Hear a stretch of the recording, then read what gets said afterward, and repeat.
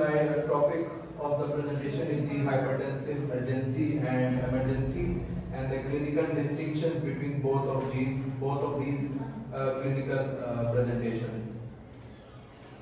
Basically, starting from the very basic core, hypertensive crisis occurs when the blood pressure reaches the extreme levels. Typically, the systolic blood pressure is greater than 180 mmHg, that is mentioned at the above of this slide, and the diastolic pressure increases more than 120 mmHg. However, this number is only the half the story. Basically, lies the clinical and end organ damage that differentiates between the urgency and the emergency. Here I have added the distinctive table also explaining the hypertensive urgency and the hypertensive emergency. Blood pressure values even though are same, but see the clinical distinct difference is the end organ damage, that in the urgency hypertensive there is no or literally none end organ damage reported in the patient. But as compared to that, in hypertensive emergencies, there are end organ damage reported which are very life threatening.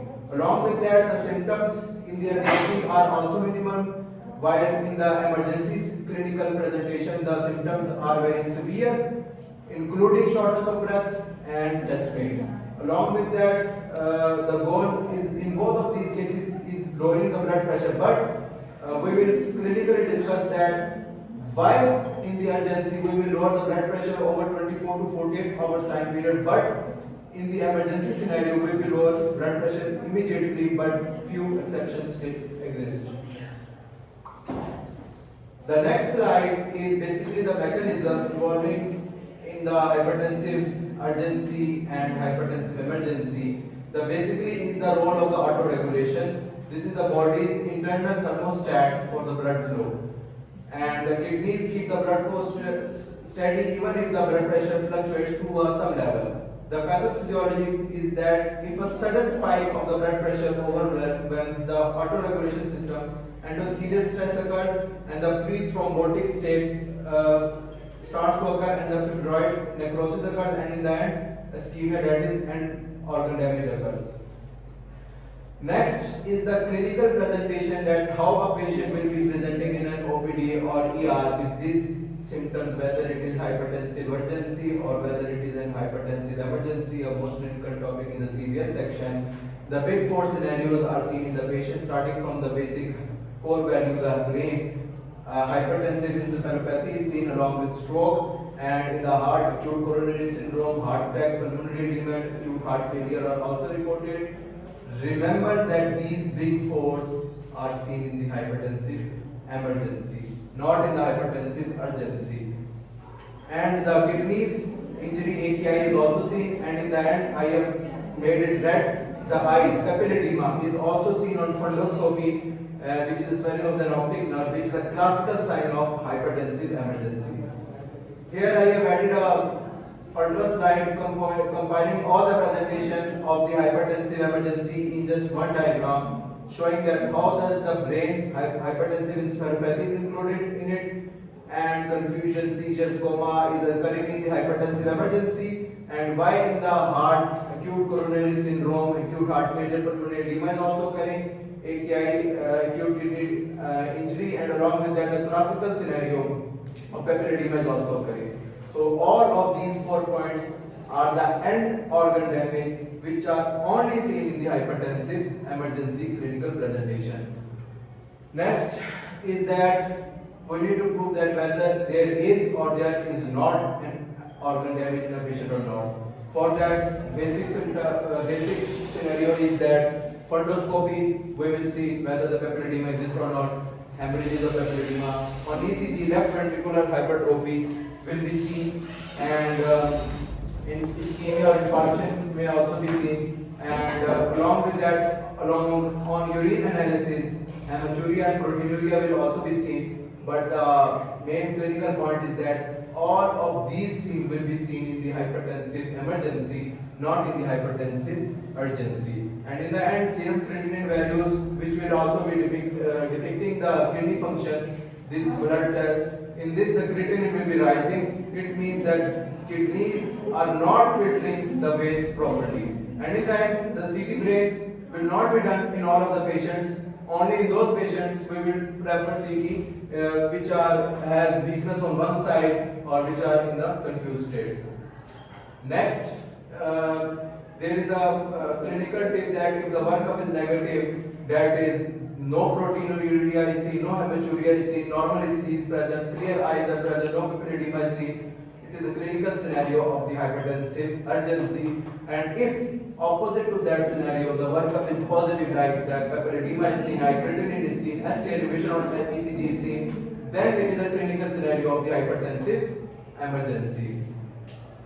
Next, in this I also try to combine all of the previous clinical lines in just one picture, depicting that how in an hypertensive emergency state the workup, the investigations which are asked in Viva also we need to do, starting from the very basic fundoscopy, papilledema will be seen, starting from very basic ECG, ST elevation will be seen, starting from the third most very basic urine analysis, proteinuria and hematuria will be seen, and along with that serum creatinine which will be showing the kidney function, the creatinine will also start to rise, which is the decreased filtration function of the kidney will be seen, and in the end the CT brain will be also be preferred in the patient who are in the confused state. Next, coming to the management of these scenarios, while I have told that in the hypertensive emergency we do not need to rush, there is no end organ damage, we should not drop the blood pressure too fast because the brain will not adapt and patient could have a stroke if we drop the blood pressure too much fast. That's why we need to go steady and slow by dropping the blood pressure. This is the clinical management and the important management in terms of the hypertensive emergency, and we will lower the blood pressure not too fast because it will be very deadly, and the goal while treating the patient of hypertensive emergency is that we will reduce the mean arterial pressure by not more than 25% over the time period of the 24 to 48 hours. In the few slides I will also tell that why we will be focusing on the mean arterial pressure rather than systolic blood pressure, and why I have mentioned that why we will not go no more than 25%, because we will do a little mathematical calculation and we will calculate the accurate mean arterial pressure which we need to achieve in the patient. And the main critical point is that in the hypertensive emergency, the medicines we will be giving, like the ACE inhibitor, captopril, beta blockers, alpha blockers, labetalol, and clonidine, all of these will be given oral. While in the next when we will come into the hypertensive emergency, you will see that all of these medications will be given in the IV in the emergency state. So there is a very clinical distinction between hypertensive urgency and hypertensive emergency. And in the slow, the point which I have made red is that doctor caused stroke. If a patient of the hypertensive emergency comes and the doctor thinks of that clinical scenario of hypertensive emergency and he drops the blood pressure of that person in a very fast rate, in his brain cerebral hypoperfusion will occur, which will automatically cause a stroke, and that is why in the bracket it is called doctor caused stroke, because it was the mistake that in the diagnosis by the doctor that it was a patient of the hypertensive urgency, and the rule should be slow and steady regarding the lowering of the BP, not going very fast, because very fast we will be lowering in very critical exception, which I will also discuss. And in the end, I also add those medications like ACE inhibitors, beta blockers, alpha-2 agonists, all will be given oral because it is an urgency. Next is the hypertensive emergency. The rule of the 25, that is, we will be lowering the mean arterial pressure by not more than 20-25% within the first hour. This is a critical distinction, that in the first hour, in just 1 hour, we will be lowering this mean arterial pressure, while in the urgency, we had a time period of 24 to 48 hours. And if we do this thing in the patient of the hypertensive urgency, he can die of stroke. But in this case, if we do not do this, he can also die. So there is a very critical distinction in the management of the hypertensive emergency and in the clinical management of the hypertensive urgency. In this, we will be lowering the mean arterial pressure by not more than 20-25% within the first hour. That is why I bolded the word first hour. And if they are stable after that, then we will aim for 160 over 100 mmHg over the next 2 to 6 hours. Our goal is that in 2 to 6 hours, by giving IV medications during the mean arterial pressure, we will get the patient stabilized in ICU settings. While in the previous scenario, we were taking 24 to 48 hours. Why I was saying there are few exceptions to this rule, because the biggest exception that exists is the aortic dissection. There is a tear in the aorta, and in that case we have to drop the blood pressure very fast, because if we do not drop the blood pressure very fast, the high blood pressure will cause more aortic dissection, more aortic tearing. So that is why a very big exception is the aortic dissection. In this scenario, we will drop the blood pressure and we will not follow the 25% rule here. So why it is a big exception? In the above scenario, we are following the 25% rule. We are lowering the mean arterial pressure by 25% in 1 hour.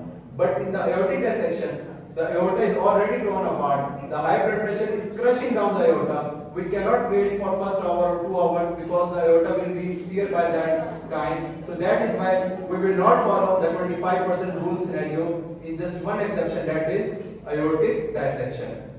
And then these are the same rule, the rule of the 25, lowering the mean arterial pressure. The exception is the aortic dissection. The key medication are same.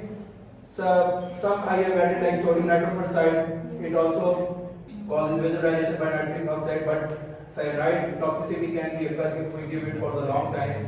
And hydrogenazine is also used in the pregnant females, especially technically preeclampsia and eclampsia. Along with that, other medications are also done, but we will be handling these drugs in an IV manner. In the previous scenario, we were handling these drugs in the oral manner, but in this scenario, we will be handling these drugs in the IV manner. The next slide. In the next slide, it was a clinical conceptual lecture. I tried to summarize it in just one picture, showing that the green is the hypertensive urgency, the red is the hypertensive emergency. In the green, you can see there is no target of an organ damage. While in the hypertensive emergency, you can see that there is an active end organ damage. In the hypertensive emergency, we are covering the 24 to 48 hours time period, while in the hypertensive emergency, in just 1 hour, in the just first hour, we are lowering the mean arterial pressure by 25%. Exception in that scenario is only aortic dissection, in which there is a tear in the aorta. In that scenario, we will not follow the rule of 25. We will not wait for 1 hour. We will just rapidly lower the mean arterial pressure. While in this scenario, we will not go too much fast, because you can see that this all is the green range. This is the cerebral autoregulation. If we go too much fast, brain hypoperfusion will occur and he will have a stroke here. So we will go in a slow and steady manner. While in that, we will follow the rule of 25 in the red scenario of the hypertensive emergency. In these, we will give capitopril, ACE inhibitors, beta blocker, and fabulous in the oral method. While in that, same medication will be given, but in an ICU setting of the IV manner. Next.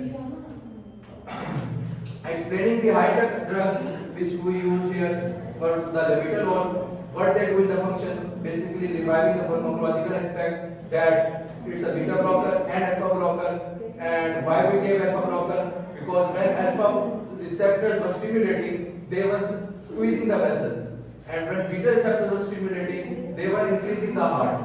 So in order to block the beta blocker, we use beta blockers and alpha blocker, so that the vessels can relax and the heart can slow down. That's why you use the beta blocker. Next is nicardipine, that is a calcium channel blocker. Muscles need calcium to squeeze, and when we use the calcium channel blocker, the muscles won't be using that calcium to squeeze, and muscles and vessels will start to relax. That is the nicardipine, that is the second drug. And third is the sodium nitroprusside, that is the vasodilator. It turns into nitric oxide in the blood, and it also dilates, but the main clinical symptom with it is that it also causes cyanide toxicity if given long term. And hydroxyzine is the drug that we use as a vasodilator in the pregnant females.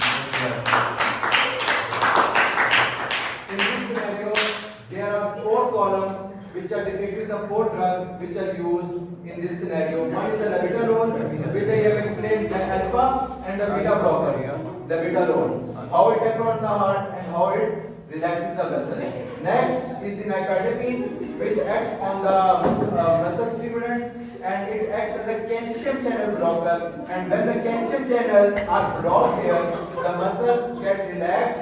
And third is the sodium nitroxide, and in it converts into the nitric oxide, and when it converts into the nitric oxide, the vessels get relaxed. But this thing shows that this drug can also cause cyanide toxicity. So the concept of this cyanide toxicity should be in the mind of the doctor while giving this specific green column drug to the patient. And next is the hydrazine, which is given in the pregnant females in tackling the eclampsia and preeclampsia. Next. The one exception which I have mentioned in the previous, that in the aortic dissection we will not be following the 25% rule, because in the aortic dissection the main pipe aorta is already having a tear, so we cannot wait for even an hour. So we will rapidly we will crush down the main arterial pressure, not within 1 hour, within minutes. Next. Why slow and steady is a rule? Because in this scenario I just only explained that we have to go slow and steady because of the autoregulation of the brain. If we do not go in a slow and steady manner, ischemia and stroke and crash will occur in the patient. That is the basic thing. Next scenario. And next, basically the table shows that blood pressure 200 is chronic, then it will cause a long-term damage to the patient. If it drops to 120 fast, it will cause an ischemic stroke. But if it drops to 160 in a slow manner but not in a rapid manner, the vessels will adapt and the brain stays safe. So in this table you can see that why we should lower the blood pressure slowly and steady, but in some scenarios we have to decrease the blood pressure in a fast manner, that is an hypertensive emergency state. Next. So next is the mean arterial pressure. In the first of the slide I mentioned that why we are preferring the mean arterial pressure over systolic blood pressure. Mean arterial pressure is the average blood pressure that is pushing the blood into the organs. That is the mean arterial pressure. While the systolic blood pressure is the highest point of the wave when the heart squeezes, and diastolic is when the heart relaxes. So why do we use mean arterial pressure instead of just other numbers? Because it is the main driving force. The line which I have done red is that if the mean arterial pressure is too low, the organs will starve, and if the mean arterial pressure is too high, the organ gets damaged. That happens in the hypertensive emergency state. That is also mentioned here, that the mean arterial pressure is so much high that it will cause end organ damage, that is papilledema and acute kidney injury, etc. Next. So here is the breakdown of how can we calculate the mean arterial pressure. Diastolic blood pressure plus 1/3 of the systolic blood pressure minus diastolic blood pressure. I won't go into too much of that calculation. I will basically look at just superficially that why we use 1/3 here. Because the heart takes 2/3 time in resting state while it takes time in the systolic state. It takes 1/3 time in the systolic state and 2/3 time in the diastolic resting phase. That is why we use 1/3 with the systolic blood pressure, not with the diastolic blood pressure. That is the clinical point of view of that formula which we use to calculate the mean arterial pressure. Next. So it's just a calculation that how much important in this scenario is. If you have a patient of this 210/120 mg, you get the pulse pressure from the systolic minus diastolic blood pressure, you get the pulse pressure, you divide it by 3 according to the formula, and add diastolic. This is the mean arterial pressure. 150 is the mean arterial pressure of a patient who has the blood pressure of 210/120. And next slide. So I will tell you that why we calculated that. Next. Yes, one more slide. Yes, the mean arterial pressure which we calculated was 150. This is the rule of the 25 which we followed, 0.25. We multiplied 150 with 0.25 here. Why? Because this is the rule of 25. We will crush down, we will lower down the mean arterial pressure by 25%, not more than that. And when we multiply by 0.25, the main value is coming 37.5. 150, that is the mean arterial pressure of the patient, minus 37.5 is the 112 mg. This should be the accurate and diagnosed mean arterial pressure of the patient. So we will use the drugs which will lower down the mean arterial pressure from 150 from the pathological state to physiological state, that is 112 mm. Next. So why does the 25% goal matters? Because if we go too much fast, a stroke can occur. Next. So in this slide, I have just concluded that all of the scenarios that we won't go too much fast, otherwise stroke will occur. These calculations I have also added that 112 is the physiological mean arterial pressure, which we calculated by the rule of the 25, and this is the one mean arterial pressure which we need to achieve, which is the best for the patient. Next. Next, this is the last slide of this presentation. This is the summary. In this, I have tried to summarize all of the hypertensive emergency and all of the hypertensive emergency in just one slide, showing that in the hypertensive emergency, there are no end organ damage, eyes are working fine, heart is working fine, kidneys are working fine. But in comparison to that, there is edema in the hypertensive emergency, acute kidney injury is present, hypertensive encephalopathy is present, and heart failure is present. In this, we will reduce the mean arterial pressure over the period of 24 to 48 hours, and in that, we will decrease the mean arterial pressure within hours. First 1 to 2 hours. Exception is only the aortic dissection. Here the investigations will be normal, clear fundoscopy, ECG will be normal, normal urine analysis, and serum creatinine will be also normal. But in the hypertensive emergency, papilledema will be seen, not normal like that. ST elevation will be seen, not normal, ECG like here, and hematuria and proteinuria will be seen, not normal urine analysis like in hypertensive emergency, and serum creatinine level will be also high, not normal like in the hypertensive emergency. In the end, the management is the same drugs. We will be giving oral over a period of 24 to 48 hours, but in that we will be giving it in IV in ICU setting. And in the end, the only exception is the aortic dissection, in which we will not follow the rule of the 25.